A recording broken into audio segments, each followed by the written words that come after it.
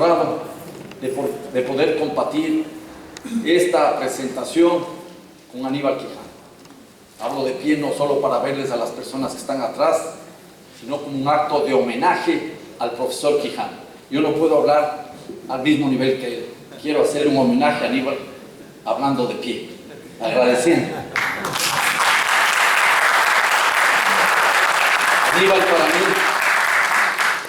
es un maestro, es un compañero de lucha. Hemos compartido, he tenido el honor de compartir un par de palestras juntos y también he estado con él en algunas manifestaciones políticas en las calles y en las plazas. Pero sobre todo, Aníbal, eres un amigo y reconozco toda tu calidad humana. Así que permíteme este atrevimiento de hablar luego de tu magnífica exposición. Para mí esto es un reto enorme. Y voy a hablar de desarrollo, y voy a hablar de capitalismo, y de una propuesta que movilizó al mundo, el desarrollo, que se encuentra desde hace mucho tiempo atrás, no recientemente, atrapada entre la desilusión y la confusión, que creo que siempre acompañó a este concepto. Tengo algunas preguntas, pocas respuestas, y en algunos casos quizás respuestas que no tienen claras preguntas. ¿De qué estamos hablando? Aníbal nos decía ya hace muchos años atrás que el mundo, particularmente lo que conocemos equivocadamente como el tercer mundo, perseguía un fantasma, el fantasma del desarrollo. Y hemos perseguido este fantasma que recorre el mundo desde mediados del siglo XX, y lo hacemos a pesar de que me imagino que la gran mayoría de los que aquí estamos presentes no creemos en fantasmas, pero hemos creído en el desarrollo, nos hemos dejado influir por el desarrollo, hemos perseguido el desarrollo, lo he dicho, y hemos trabajado por el desarrollo y hemos vivido del desarrollo. Y muchos de nosotros lo seguimos haciendo. Incluso yo, que no creo en el desarrollo, no creo en las brujas, pero que las hay, sigo trabajando como profesor de teorías del desarrollo.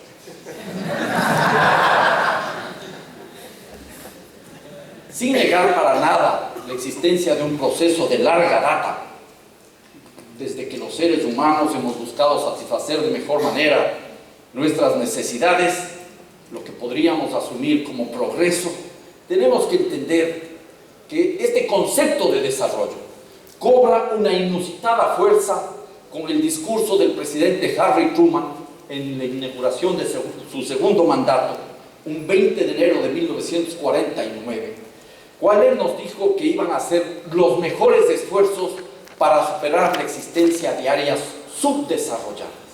En el punto cuarto de su discurso estableció entonces un compromiso de los Estados Unidos, como decía Wolfgang Sachs, que se encontraba en la cima de la escala social evolutiva, por el cual todas las naciones tendrían que recorrer la misma senda.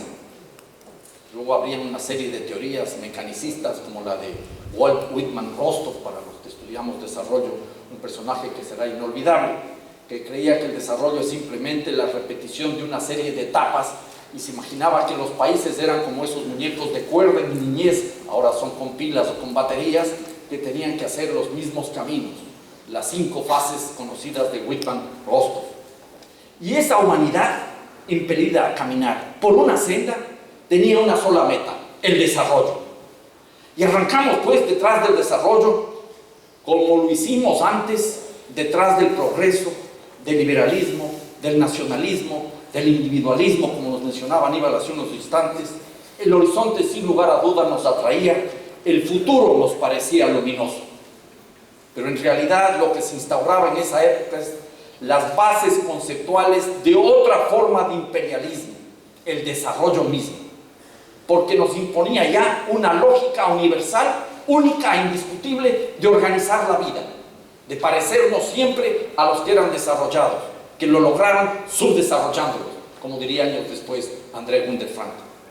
Esta metáfora de desarrollo, tomada de la vida natural, cobra entonces un vigor inusitado y se transforma en una meta a ser alcanzada por toda la humanidad.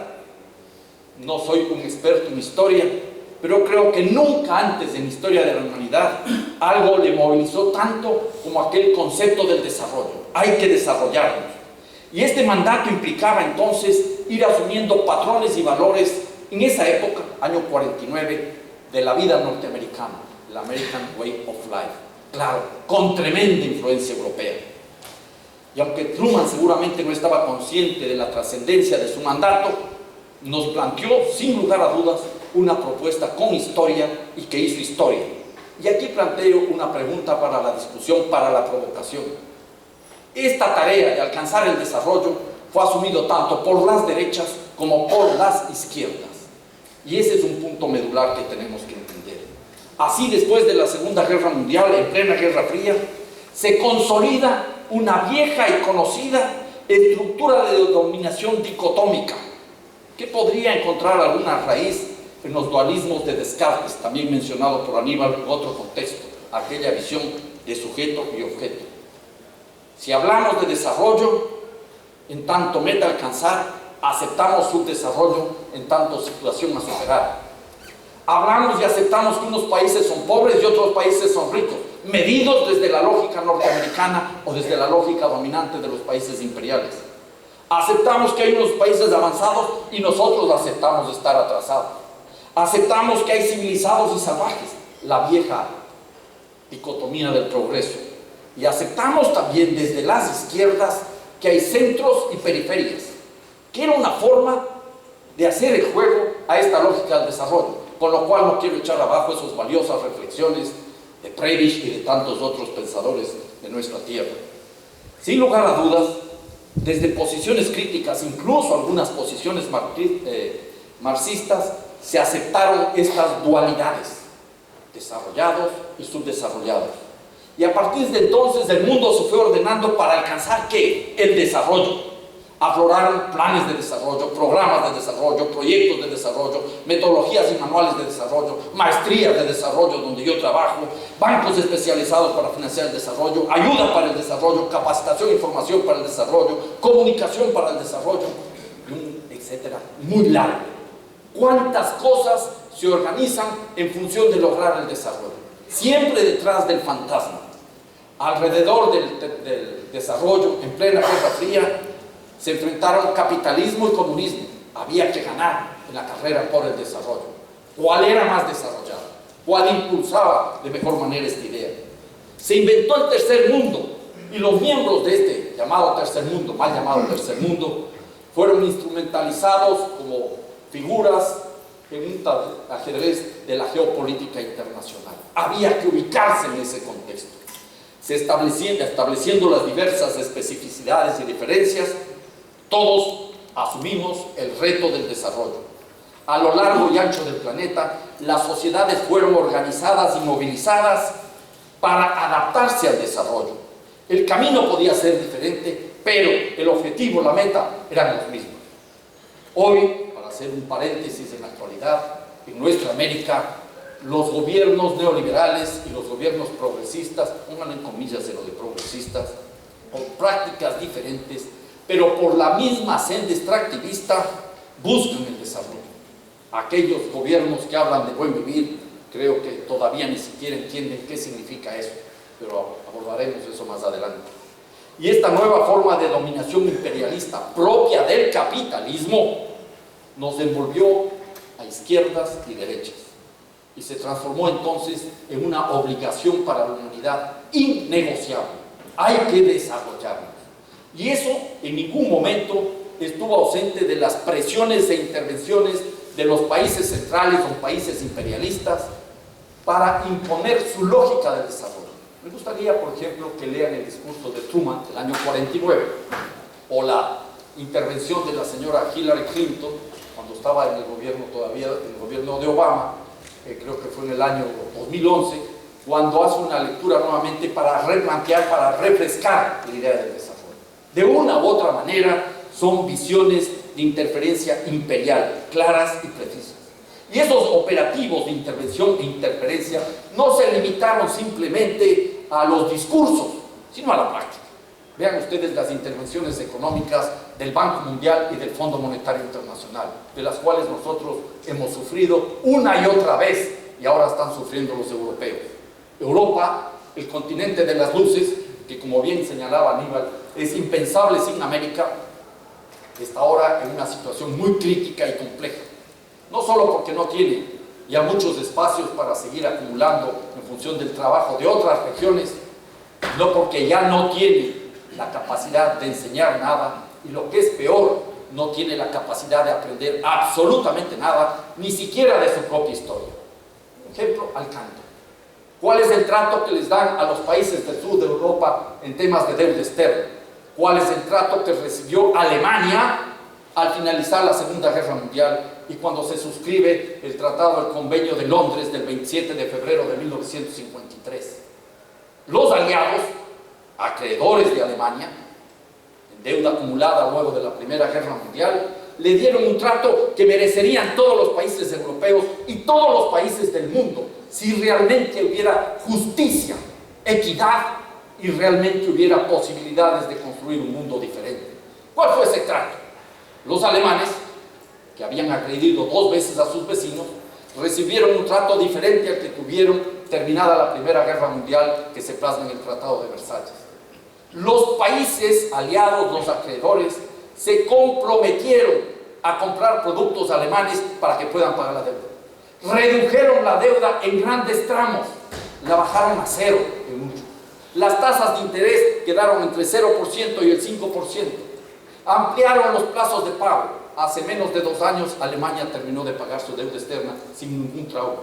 Y se comprometieron, en caso de que existiera un déficit comercial o déficit fiscal, a suspender los cobros de la deuda para renegociarlos con un sistema de arbitraje internacional. A los otros países de Europa, porque no son alemanes y no están en función del interés del capital, no se les da ese tratamiento, y menos a los países de América Latina. No solo ha habido intervenciones económicas, sino incluso militares. Este momento se está montando el gran escenario para invadir a Siria. Haya o no razones de fondo, lo que se está buscando aquí es llevar la democracia con las armas a Siria, como se hizo muchas veces en nuestro continente. De esa manera, el mundo aceptó la idea del desarrollo. Y los países pobres, empobrecidos, subdesarrollados, aceptamos nuestra calidad y ese estado de cosas, siempre que se nos considere uno de los eufemismos más perversos, países en vías de desarrollo. Y no aceptamos el hecho de ser países subdesarrollados o países empobrecidos, y menos lo que ya mencioné de André Gunter-Frank, que el subdesarrollo es un producto del capitalismo. El desarrollo del subdesarrollo, nos decía André Gunter-Frank. Los países entonces subdesarrollados aceptamos, casi sin beneficio de inventario, un conjunto de políticas, instrumentos, indicadores para salir del atraso y llegar a aquella deseada condición del desarrollo. ¿Cuántos lo han logrado? Es la pregunta que nos tenemos que hacer ahora. ¿Cuántos han logrado luego de 6 décadas de buscar el desarrollo? Muy pocos. Y eso si aceptamos que los que lo han logrado realmente llegaron al desarrollo. Porque aquí comienza el problema de fondo. Cuando los problemas comienzan a minar nuestra fe en el desarrollo, y eso ya tiene algunas décadas, y la gran teoría del desarrollo se desbarata, comenzamos a hablar de las alternativas del desarrollo. Como diría en otro texto fantástico, nuestro amigo aquí, Aníbal Quijano, comenzamos a ponerle apellidos al desarrollo. Le pusimos una multiplicidad de apellidos. Desarrollo económico, desarrollo social, desarrollo local, desarrollo global, desarrollo rural, desarrollo sostenible o sustentable. Y hay gente que discute cuál es la diferencia entre las dos cosas. Ecodesarrollo, etnodesarrollo, desarrollo a escala humana, desarrollo endógeno, desarrollo con equidad de género, codesarrollo, desarrollo al fin y al cabo. Y así vimos que el desarrollo, como toda buena creencia, nunca fue cuestionado en su esencia. Simplemente se iba redefiniendo por sus características más destacadas. Hubo críticas muy importantes en América Latina al desarrollo, y no quiero minimizarlas ni olvidarlas. La región jugó sin lugar a dudas un papel preponderante desde la búsqueda de respuestas contestatarias al desarrollo convencional. Todas las apuestas del estructuralismo, neoestructuralismo, las distintas visiones y énfasis de las teorías de la dependencia que fueron olvidadas y siguen presentes y son muy valiosas. Fueron críticas contundentes. Sin embargo, sus propuestas no prosperaron y tampoco abordaron los temas de fondo, más profundos del subdesarrollo y del desarrollo. Estas posturas heterodoxas y críticas, importantísimas he dicho, adolecen de algunas limitaciones. Por ejemplo, no lograron cuestionar los núcleos fundamentales de la idea del desarrollo convencional, entendida como progreso lineal. No incorporaron para nada la cuestión fundamental de la colonialidad del poder, tema que aborda nuestro amigo Aníbal Quijano con profundidad y claridad. Tampoco superaron la visión del crecimiento económico como gran meta que todavía persiguen nuestros gobiernos, nuevamente entre comillas, progresistas. Una de las aberraciones mayores de la humanidad. Bien señala el economista Kenneth Baldwin, no sé si han oído hablar de él, un inglés, que es propio de locos y economistas. Yo soy economista. Creer que en un mundo finito el crecimiento económico puede ser permanente. Y también soy loco. Otro tema que nunca abordaron, y esto también es clave, es el cuestionamiento a la lógica del antropocentrismo. Tampoco se abordó esos temas. Yo no ministro, insisto, a los estructuralistas y a los dependentistas, pero hubo cuestiones de fondo que no fueron asumidas.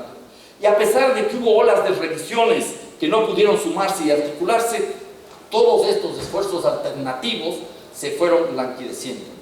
Y no faltaron ocasiones en que muchos portavoces de estas teorías terminaron deambulando por los pasillos del poder, algunos de ellos, como Fernando Enrique Cardoso, renegando sus ideas anteriores, porque había que acomodarse a las demandas del poder capitalista. Más adelante, cuando comenzamos a darnos cuenta que el problema no es la senda hacia el desarrollo, comenzamos a ver que el problema radica en el concepto del desarrollo. Los caminos hacia el desarrollo no son el problema mayor. El desarrollo, en esencia, tiene enormes dificultades. En tanto propuesta global y unificadora, desconoce de manera violenta los sueños y luchas de los pueblos subdesarrollados, o del tercer mundo, nuevamente equivocado el término, desconoce las historias de la colonialidad del poder, del ser y del saber, y esta negación violenta fue muchas veces el resultado de la acción directa o indirecta de las naciones consideradas desarrolladas. El desarrollo, entonces, en tanto revisión de los estilos de vida de los países centrales, lo vemos ahora, resulta irrepetible a nivel global. Esta visión consumista y depredadora, como señalaba también Aníbal, está poniendo en riesgo el equilibrio ecológico global. Y no solo eso, margina cada vez más a las masas de la población. Hay un proceso, algo propio del capitalismo, de devastación social y de devastación ambiental. Y esto sin negar los indiscutibles avances tecnológicos, pero que no han sido capaces de resolver el tema del hambre, por ejemplo. Y no es un tema de falta de producción de alimentos, sino es un tema de falta de capacidad para que la gente acceda a los alimentos. Sabemos ahora, cuando existimos ya en la Tierra 7.000 millones de personas, que hay capacidad para producir alimentos para 12.000 millones de personas, que se está produciendo alimentos para 12.000 millones de personas. Hay un trabajo muy interesante de un amigo entrañable peruano, Jürgen Schultz, que nos habla de estos temas e incorpora otro criterio: la capacidad ociosa de consumo, el desperdicio como algo necesario y fundamental para el desarrollo del capitalismo. No solo es la explotación de la mano de obra, no solo es la explotación de la naturaleza, sino otra herramienta clave, el desperdicio. Desde esa perspectiva, entonces, se ha ido generalizando la creencia y la aceptación de que el mundo vive un mal desarrollo. El mal desarrollo es generalizado. De eso hablan Samir Amin, Galton, el gran sociólogo español José María Tortosa, que nos dice lo siguiente. Permítanme un par de citas. El funcionamiento del sistema mundial contemporáneo es mal desarrollador. La razón es fácil de entender. Es un sistema basado en eficiencia que trata de maximizar los resultados, reducir costes y conseguir la acumulación incesante de capital. Si todo vale, el problema no es de quién ha jugado qué, cuándo, sino que el problema son las mismas reglas del juego. En otras palabras, el sistema mundial está mal desarrollado por su propia lógica y es a esa lógica a donde hay que dirigir la atención. ¿Y de qué sistema mundial habla Tortosa? Pues sin lugar a dudas del capitalismo. Y esa es la cuestión de fondo. Tenemos que hablar del capitalismo y tenemos que entender la lógica del capitalismo, incluso recuperando sobre todo los términos planteados por Aníbal Quijano. Entonces, el desarrollo pudo llegar a no tener contenido, y no tiene contenido en realidad, pero justifica los medios y hasta los fracasos. Todo se tolera en nombre de la salida del subdesarrollo. Todo se santifica en su nombre. Es una meta alta y prometedora. Tenemos que hacer lo imposible para parecernos a los superiores, y para lograrlo vale cualquier sacrificio. En mi país, la lógica económica estableció hace pocos días la decisión presidencial de explotar el Yasuní en nombre del desarrollo, porque se requieren unos recursos. No sé si conocen el Yasuní. Nosotros propusimos dejar el crudo en el subsuelo a cambio de una contribución internacional a partir del principio de las responsabilidades compartidas pero diferenciadas, buscando establecer las bases para una justicia ecológica global. Y ahora el presidente dice que hay necesidad de sacar esos recursos para superar el subdesarrollo, el hambre, la miseria. Esas son realidades que vemos día a día, y por eso hemos aceptado, para conseguir el desarrollo, entre comillas, ¿no?, el desarrollo, la devastación social y la devastación ambiental como pasos indispensables, sacrificios que hay que hacer para desarrollarnos. Y así hemos ido negando sistemáticamente nuestras raíces históricas y culturales para modernizarnos emulando a los países ricos, es decir, modernos. Negamos inclusive las posibilidades de una modernización propia.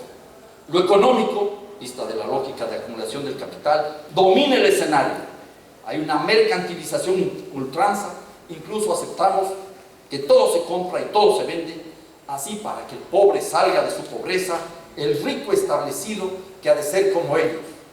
El pobre debe ahora pagar para imitarlos, comprar hasta su conocimiento, negando sus propios conocimientos, prácticas ancestrales. Este es un punto perverso.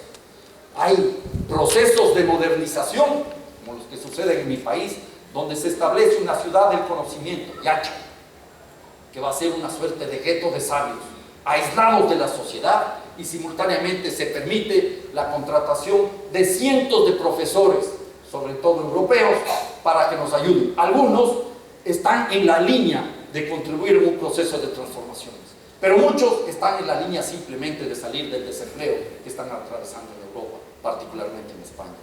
Y entonces, el desarrollo, en tanto proyección global, ha sido, como señalaba en otro texto Aníbal Quijano, un término de azarosa biografía. Ha ido cambiando de nombres, se ha ido acomodando y se ha ido estableciendo sobre todo alrededor del reduccionismo economicista, y ha ido aceptando los reclamos que han ido apareciendo.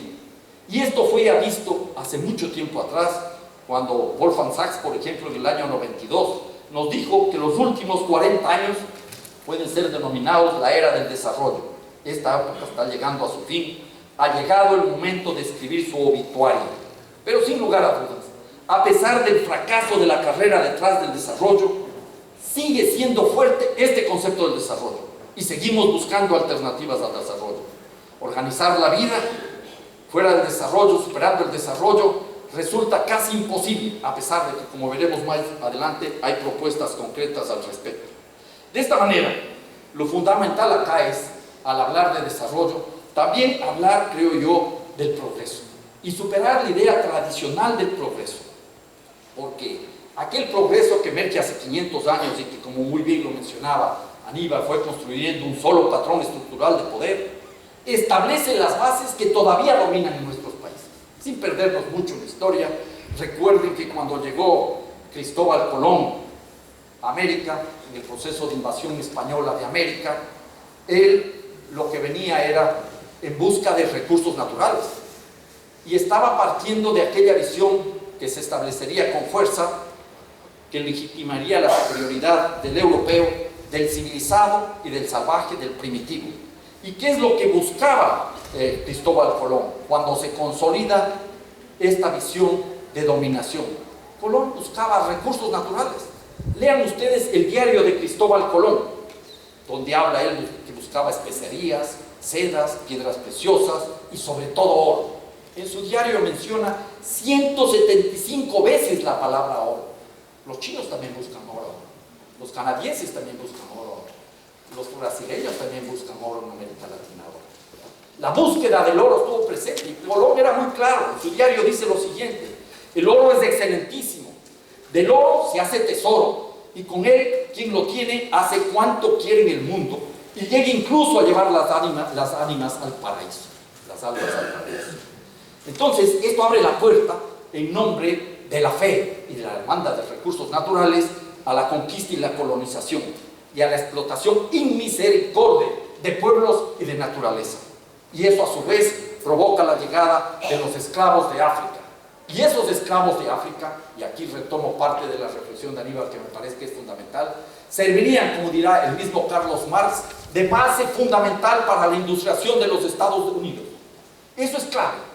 Hay que entender entonces esta relación dentro de la lógica del modelo capitalista, del salario, de la servidumbre y de la esclavitud. Son necesariamente elementos básicos en el modelo de acumulación. Y recordemos, para completar la idea de Aníbal, que el primer eje para él era el racismo, el patriarcalismo y el etnicismo, y luego tenemos esto que menciona, servidumbre, salario, esclavitud, como otro elemento fundamental, la imposición imperial para asegurar estos recursos. Todos los que hemos estudiado economía, yo soy economista, nadie es perfecto, hemos aprendido en teorías de comercio exterior que unos países tienen que especializarse en aquello que producen más y nosotros en aquellos que producen mejor, y ahí tenemos las teorías de David Ricardo, las ventajas comparativas, en su libro clásico de 1817. Y todavía hasta ahora, esa teoría tiene un enorme valor en las teorías modernas del comercio internacional. Es cierto, se ha diversificado la visión, es más compleja, más apegada a la realidad. Pero no nos olvidamos, dicho, no conocemos, que esas teorías de David Ricardo ni siquiera eran el producto de su creación y genialidad, sino que estaban copiando una realidad impositiva. Los ingleses impusieron a los portugueses en 1703, en el Tratado de Methuen, que los ingleses les van a vender a los portugueses textiles y que los ingleses van a comprar vino desde Portugal. Algo necesario y entendible, porque ¿quién va a tomar vino inglés? Eso es vinagre. ¿Y por qué les interesaba Portugal? Por las colonias portuguesas, a la cabeza Brasil. Hay el Marqués de Pombal, que tiene un libro fantástico que explica, mucho antes que Adam Smith, sobre la naturaleza de la riqueza de las naciones, explicando por qué la pobreza de Portugal a raíz de esa imposición. Y las imposiciones vendrán una y otra vez, una y otra vez. Incluso lo que se les impuso a los hindús, el hecho de que no puedan tener sus propios telares. Gandhi, aquel personaje inolvidable para mí, quizás uno de los más rutilantes de la historia de la humanidad, no era un exhibicionista que andaba puesto una sábana, tampoco era un físico-culturista que mostraba los músculos. Él andaba con una sábana elaborada por él mismo para demostrar a los hindús que había que romper el dominio de la imposición inglesa, que en otras partes se reflejó incluso con la presencia de su flota. 2 veces bombardearon los ingleses los puertos chinos para que los chinos compren el opio que producían ellos en Birmania. También eso hay que reconocerlo. Así se fue configurando este mundo en que vivimos. Y en este mundo en que vivimos tiene Aníbal también toda la razón. No solo está la explotación de la mano de obra, no solo está la explotación de la naturaleza, sino la especulación. El capitalismo, y eso lo anota ya Carlos Marx en el 3er tomo del Capital, en el capítulo 25, cuando habla del capital y del crédito ficticio. En el capitalismo, tomando una cita de un banquero Gilbert de 1834, no se sabe con exactitud dónde termina la fase productiva y empieza la fase especulativa en una empresa. La especulación está en la esencia del capitalismo, exacerbada últimamente por la desregulación de los últimos años neoliberales, pero está en la esencia. Y hay otro asunto que comienza aquí, nuevo, que habría que incorporar a Aníbal. Todavía no se han agotado las fronteras de colonización del capitalismo. El capitalismo este rato está inventando nuevas fronteras de colonización, como es el mercado de carbono. El clima es, entre otras cosas, una forma también de colonización. Y desde esa perspectiva, incluso aceptamos nosotros que el progreso tecnológico está siempre al servicio de la humanidad. Marginamos las contradicciones que puedan generar en el ámbito de la inequidad social, la degradación ambiental, el desempleo, el subempleo y otros elementos que ponen en peligro la continuidad de la vida. Estos son entonces algunas de las ideas del progreso y de la civilización dominantes que tenemos que superar, porque han amamantado el desarrollo y han sostenido esta herramienta neocolonial e inclusive imperial. Desde esa perspectiva, nosotros tenemos que ir aceptando que en los albores del siglo XXI se ha agotado aceleradamente, más que en épocas precedentes, la idea de que el desarrollo es posible, pero lo seguimos buscando. En esto influyó la crisis del neoliberalismo. En esto influyó, sin lugar a dudas, el hecho de que estos gobiernos post-neoliberales nos hacen creer que estamos en un proceso revolucionario. Fue tan especial la derrota que sufrimos con la llegada del neoliberalismo, otro texto de Aníbal que nos explica al respecto, ¿ya?, que lo que tenemos a la mano nos parece ya suficientemente bueno para transformarlo en un proceso revolucionario. Recuperar el Estado y redistribuir mejor las rentas es importante, pero no creo que sea suficiente para llegar a decir que estamos dentro de un esquema revolucionario. En ese sentido, varios recambios políticos surgieron en los últimos años como parte del rechazo al reduccionismo neoliberal y como parte del rechazo al empobrecimiento generalizado en el que seguimos avanzando. Pero un tema es grave y preocupante. El núcleo básico del desarrollismo persiste aún en el siglo XXI en los gobiernos progresistas. Aquí no vamos a hablar de socialismo del siglo XXI. Aquí lo que hay es una suerte de extractivismo del siglo XXI que surge de la misma matriz colonial de hace 500 años. Y así como Aníbal reclama con insistencia el tema de la colonialidad del poder, del ser, del saber, que tenemos que sacarnos de nuestras cabezas el eurocentrismo, tenemos que entender que en nuestra América hay una suerte de ADN extractivista.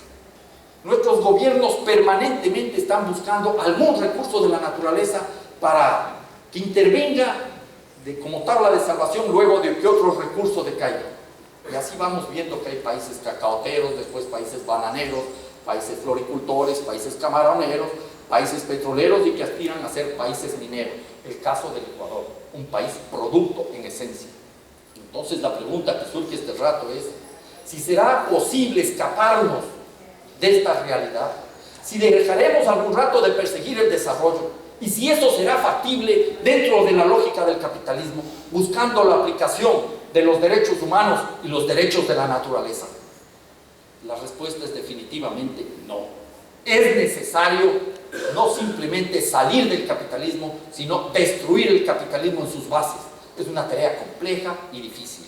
Y eso es lo que de alguna manera se propone en las comunidades, por dicho, en los países andinos, particularmente Bolivia y Ecuador, cuando se extraen experiencias desde las comunidades indígenas que tienen muy amplias en términos de un proyecto político colectivo a futuro.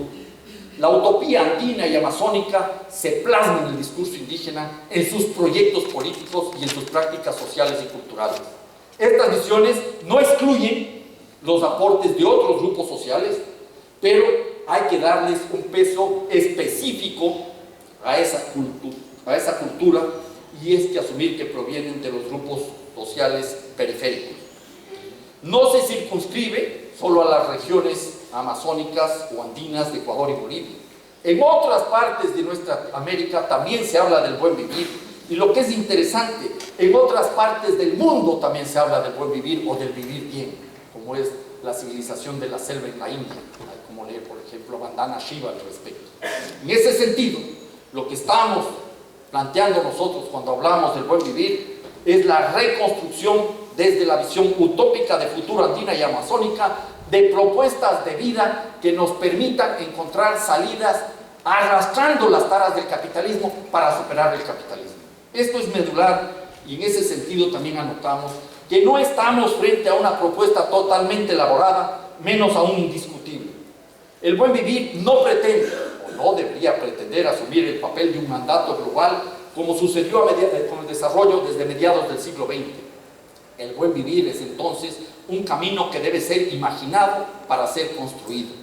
El buen vivir es también una tarea de reconstrucción y de construcción, que pasa por desarmar la meta universal para todas las sociedades, el progreso en su deriva productivista y el desarrollo en tanto dirección única, sobre todo en su visión mecanicista de crecimiento económico, así como sus múltiples sinónimos. Pero no solo los desarma, el buen vivir propone una visión diferente, mucho más rica en contenidos y por cierto más completa. El buen vivir se presenta entonces como una oportunidad para construir colectivamente nuevas formas de vida. No se trata simplemente de unos cuantos artículos establecidos en la Constitución de Bolivia y en la Constitución de Ecuador, en donde por lo demás está presente la tensión entre el régimen del desarrollo en un capítulo y el régimen del buen vivir en otro capítulo, porque no era una discusión terminada, ni la vamos a terminar tan pronto. Estas propuestas alternativas al desarrollo, porque el buen vivir no puede ser una alternativa de desarrollo, es una alternativa al desarrollo, surge desde los grupos tradicionalmente marginados. Son propuestas que nos invitan a romper de raíz con varios conceptos asumidos como indiscutibles. En este contexto, la pregunta que podríamos hacernos es si estas visiones, estas propuestas, estas declaraciones constitucionales se están haciendo realidad en Ecuador y en Bolivia. La respuesta es lamentablemente no. Es más el discurso que la práctica. Y a ratos creo que se está vaciando de contenido al buen vivir. Y esto es tremendamente peligroso. Porque al vaciar de contenido al buen vivir, vamos a abrir la puerta para que se camine hacia una alternativa de desarrollo, o simplemente este buen vivir o summa causai se transforma en una suerte de summa causai New Age, que sirve para explicar absolutamente todo. Si se va a construir un paso a desnivel en la capital del Ecuador, se está construyendo la ciudad del buen vivir. O si se va a un restaurante, se encuentra con que hay el menú del buen vivir. Se va liquidando la idea del buen vivir. Entonces, desde esta perspectiva, tenemos que asumir lo que es el mundo indígena. El mundo indígena no está al margen de lo que fue la colonización, al contrario, fue la víctima en primera instancia de la colonización y de la conquista. El buen vivir, el mundo indígena ha vivido los procesos de explotación y represión que no concluyeron con la colonia, continuaron en la república. Y esa influencia colonial y capitalista está presente a través de múltiples formas en el mundo indígena. Sin embargo, hay comunidades indígenas que recuperan estas prácticas de vida desde hace mucho tiempo atrás. Pero no todas las comunidades indígenas pueden ser necesariamente portadoras del buen vivir o del summa causai, o como se dice en Aymara, el summa camaña. En esa perspectiva, lo que interesa, y esto me parece clave en esta discusión, es que bajo algunos saberes indígenas no existe una idea análoga a la del desarrollo, lo que lleva a que muchos de los indígenas rechacen la idea misma del desarrollo. No existe la concepción de un proceso lineal de vida que establezca un estado anterior y posterior, a saber, de subdesarrollo y de desarrollo. Dicotomía por la que deben transitar las personas para la consecución del bienestar, como ocurre en el mundo occidental. Tampoco existen en muchas visiones indígenas los conceptos de riqueza y pobreza determinados por la acumulación y carencia de bienes materiales. El buen vivir debe ser asumido como una categoría en permanente construcción y reproducción. En tanto planteamiento holístico, es preciso comprender la diversidad de elementos a los que están condicionadas las acciones humanas que propician el buen vivir, como son el conocimiento, los códigos de conducta ética y espiritual en la relación con el entorno, los valores, la visión de futuro, entre otros. Estoy citando aquí a un indígena, un intelectual indígena que ahora es parte del gobierno y que está a favor de la explotación del petróleo en el ITT, Carlos Viteri Hualinga. El buen vivir, en definitiva, constituye una categoría central de la filosofía de vida de las sociedades indígenas. Esto es importante tener presente. Desde esta perspectiva, entonces, y voy concluyendo, el desarrollo convencional es visto como una imposición cultural heredada del saber occidental, por lo tanto colonial. Esto hay que superarlo. Las reacciones contra la colonialidad implican un distanciamiento del desarrollismo. La tarea, por lo tanto, es descolonizadora y despatriarcalizadora, y hay que combatir el racismo, por supuesto. Se requiere un proceso de descolonización intelectual para descolonizar la economía, la política y la sociedad. Habría muchas otras cosas que anotar, pero destacaría algo que me parece a mí que es fundamental. Entendiendo que lo necesario es superar el capitalismo, en tanto un sistema de valores, una civilización, la civilización de la desigualdad, como decía Joseph Schumpeter, nosotros no estamos planteando aquí una invitación para retroceder en el tiempo y reencontrarnos con un mundo idílico sin conflictos. No, para nada. Hay que recuperar el pasado con visión de futuro, con visión política de futuro, con visión de construir un poder en el presente para transformar el futuro. El buen vivir no puede tener espacios para comisarios políticos, para religión, para tener una suerte de religión con sus catecismos y manuales. Lamentablemente en Bolivia había hace poco tiempo un manual del buen vivir, lo cual me dio, no lo he leído, pero me causó escalofrío. Me recordó al manual de economía política de Nikitin, para quienes alguna vez lo leyeron y lo tuvieron como libro de cabecera. Hay que asumir entonces también que el buen vivir tiene que ser plural, porque los procesos, ya lo señalaba Aníbal, son heterogéneos, múltiples, plurales. Hablemos, como dice Javier Albó, de buenos convivires. No es que se va a imponer un solo estilo de vida, sino que no puede haber estilos de vida que signifiquen que unos viven mejor a costa del sacrificio de la mayoría que vive cada vez peor. Esas son entonces importantes reflexiones que nos llevan a entender que hay que superar la visión liberal del individuo en libertad, buscando el beneficio para él de una forma egoísta, va a provocar en un ambiente de competencia un resultado colectivo mayor, siempre y cuando se respete la propiedad privada. No somos Robinson Crusoe, en tanto individuos existimos con la sociedad. Somos individuos, pongámoslo más claro, que existen porque hay comunidad.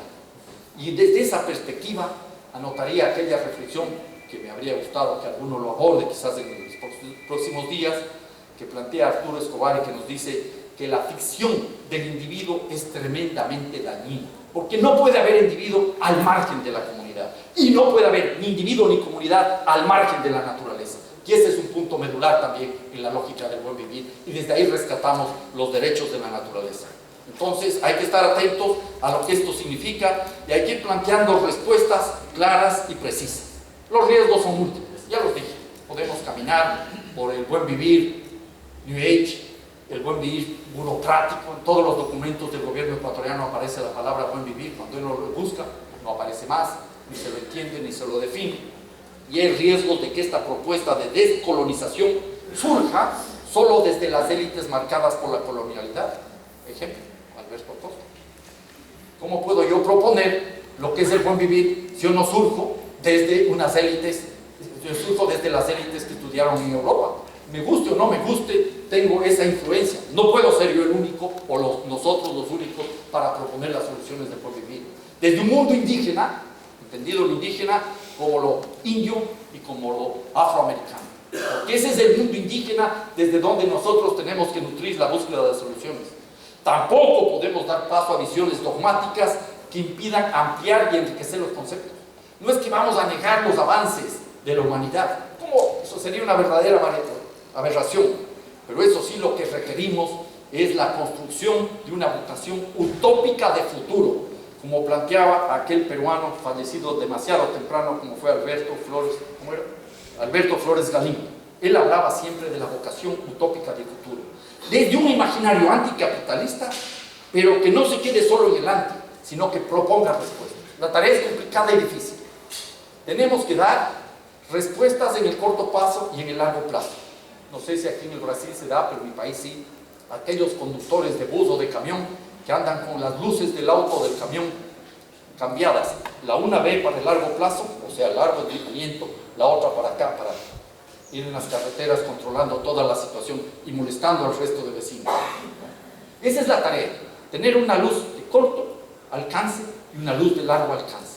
La de largo alcance es la visión utópica de futuro, la de corto alcance es las respuestas que requieren nuestras masas, nuestra población para salir de todo el atraso en que están involucradas. Pero no es ese atraso para construir el desarrollo en función de la lógica que nos impusieron hace 60 años. Entonces, el buen vivir apunta a una ética de lo suficiente para toda la comunidad y no solamente para el individuo. El buen vivir aporta una visión holística e integradora del ser humano inmerso en la gran comunidad de la Pachamama. No se trata de vivir mejor, en tanto eso supone capitalismo de por medio, que a la postre la mayoría de la población viva peor. La tarea es clara y precisa.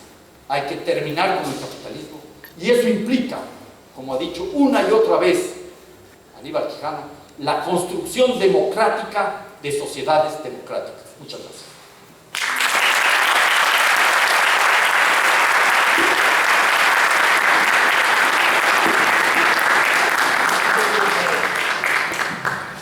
Agradeço muito ao Alberto. Quando nós estamos organizando este seminário, 2 pontos centraram as nossas primeiras discussões. Qual vai ser o foco? Qual é o tema?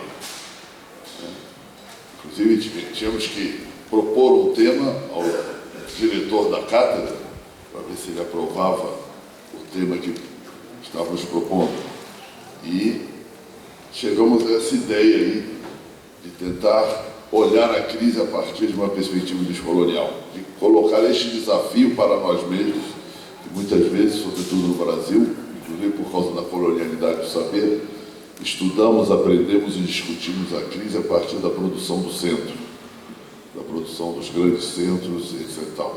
Então, esse foi o desafio, certamente, tarefa que não completaremos em 3 dias, mas tarefa a qual temos que dedicar-nos, provavelmente, inclusive porque a própria sociedade brasileira nos interpela de maneira evidente hoje, né, sobre essa questão. E segundo, também sobre o formato disso. E o formato disso era: vamos ouvir, vamos escutar. Por isso que eu já vou me calar. Nós consideramos que essas sessões deviam ser organizadas diferentemente daquelas às quais estamos acostumados, onde organizamos eventos para que possamos falar. Que nós organizamos um evento para que a gente pudesse escutar.